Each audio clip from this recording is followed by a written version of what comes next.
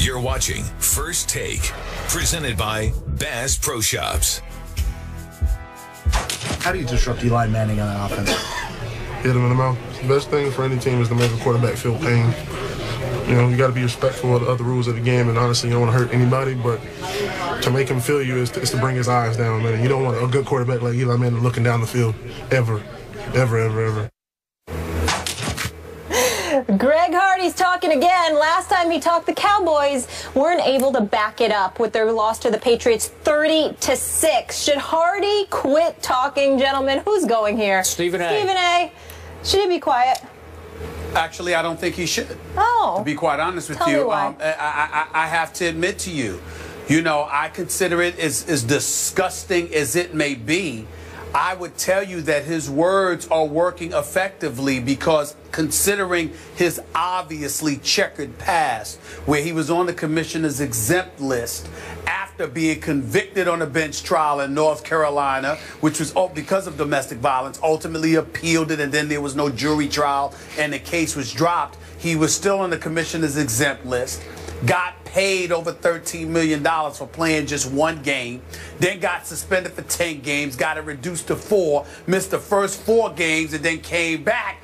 And as much as he annoyed and disgusted everybody, bringing up Tom Brady's wife Giselle and, his sister and all of this other stuff, we found ourselves, because of it, locking in on Greg Hardy to see how he played.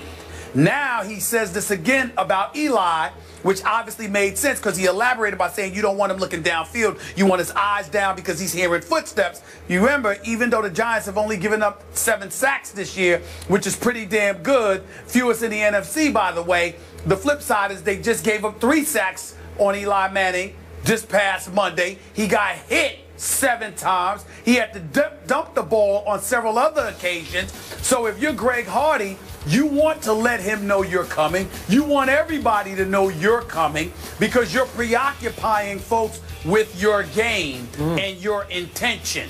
And I think in that regard, it's kind of slick and shrewd on his part. Okay. You know what? That is an interesting, intriguing, insightful between-the-lines take, as opposed to I'm rooting for the Mets to motivate my Yankees, which I'm not buying. Oh, but on this count, well, it's the truth. Seriously. It's the truth. Yeah, it's not true.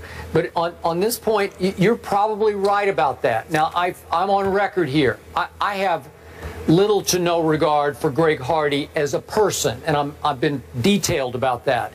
But now we're talking about football. As long as he confines his trash talk to the football field, I'm okay with it because my take on him is that's how he motivates himself. He fuels himself by talking big on a Wednesday and having to back it up on a Sunday.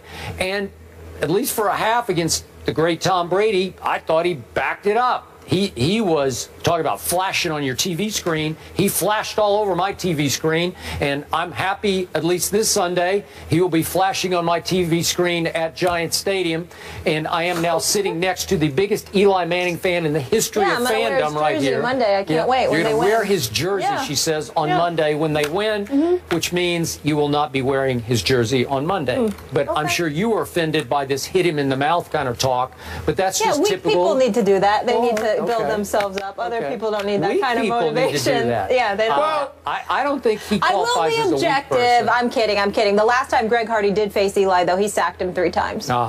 You do have a reason to be concerned. I do. Because it's not it's not like he's lying. I mean, you got to remember, Skip, not only can he get to the quarterback, the reason why he's in a position to talk smack is because it's not like Eli can hit him back. Even if Eli gets the ball off, that doesn't mean that Greg Hardy's not going to hit him. Correct. So if there's ever an individual that can talk, it's a defensive lineman because he gets to come at you.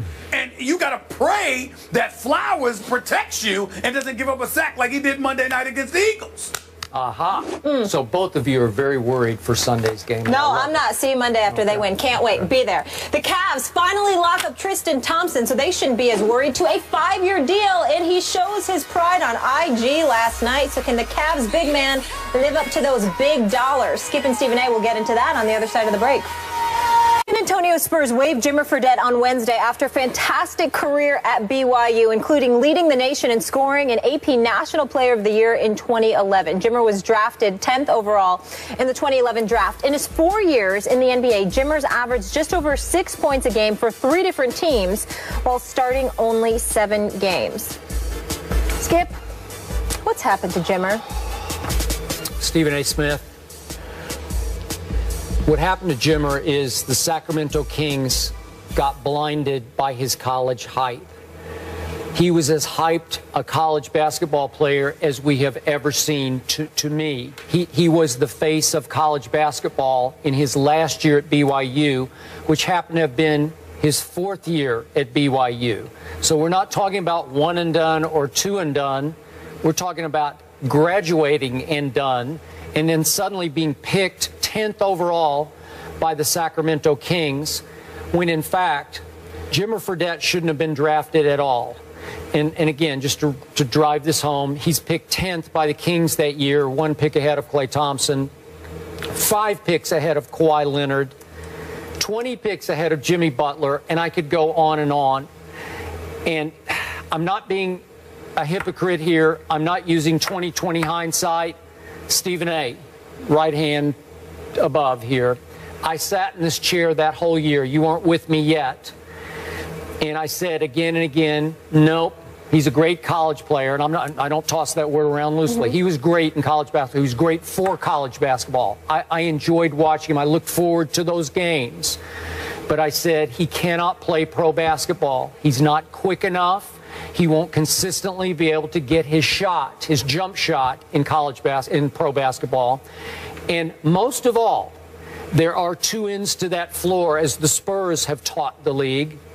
And I didn't see Jimmer play much, if any, defense in college basketball, let alone what I thought he could or could not do in pro basketball. So he immediately became a defensive liability who couldn't really score in pro basketball the way he did in college. So he played 229 pro basketball, NBA basketball games.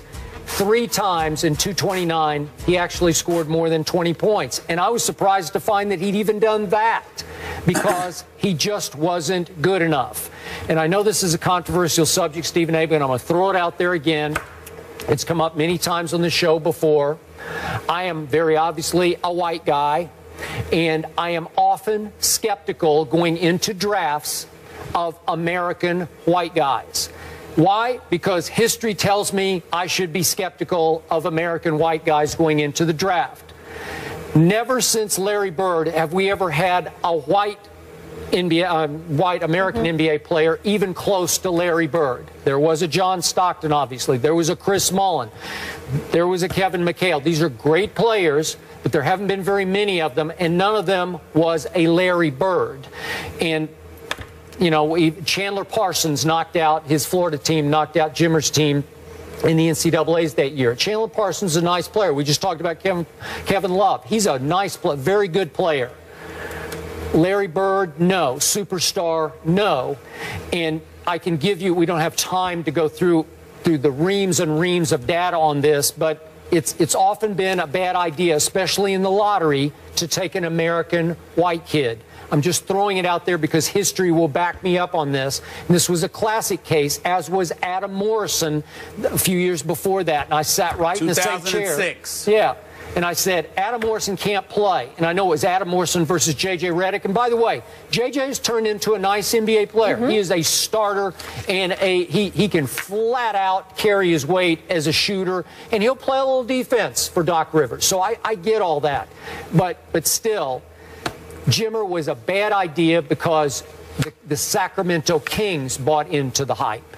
Your thoughts? Well, one point you didn't bring up, Skip, is that who was the 60th pick, the dead last pick in the second round of that draft? Yeah. Isaiah Thomas by the same Sacramento Kings. Okay. So they picked Isaiah Thomas 57 picks after, 50 rather picks after Jimmer Fredette. It's ridiculous. But you're absolutely right. You're absolutely right with everything that you said. He was just a spot-up shooter, nothing else. And on the NBA level with those athletes, he just wasn't capable of doing the kind of things he was able to do on the collegiate level. He wasn't a scrub. No. It's just that he was a shooter, and that's all he was. And I guess the ideal system for him was never something that he could find. But to piggyback off your latest point, let's just call it what it is.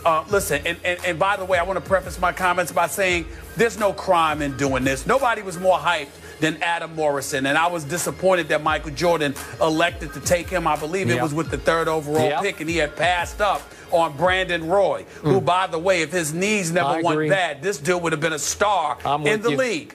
Now, Michael Jordan and folks down in Charlotte never fully acknowledged it, but obviously you thought about Adam Morrison, you thought about Charlotte being the Bible Belt, and if you had a white American star, you know, there are people, accurately or not, who are of the belief that that's going to generate a buzz, fill up seats, and ultimately allow you to monetize your product a bit better. It's just that way. We ain't going negativity. We ain't talking racism or all of this other stuff. But we live in a country that's 66% white.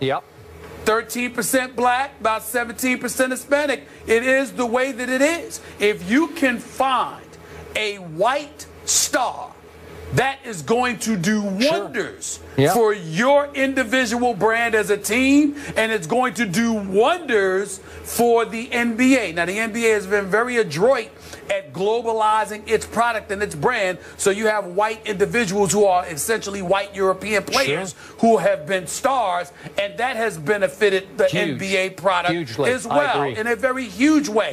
But it would pale in comparison if you had a white guy from America that could be a Dirk Nowitzki. If you're, I don't care how great Dirk Nowitzki's a future Hall of Famer. No matter how great Dirk Nowitzki is, in terms of marketability, he ain't no Larry Bird. No. If you found another Larry Bird, you have hit the jackpot. You would hit the jackpot. And I think to some degree, I think there isn't an NBA team with sense that wouldn't salivate for the opportunity to do that. Not that Jimmy Fredette was ever going to be that, and they knew better than that, but you were hoping, you know, to find a genie in a bottle and have Jimmy Fredette come in and light the league up from long range, particularly the way the game had changed and facilitated the advent of more shooters. It just didn't turn out that way because he wasn't good enough. But we understand the intent, and the intent is going nowhere.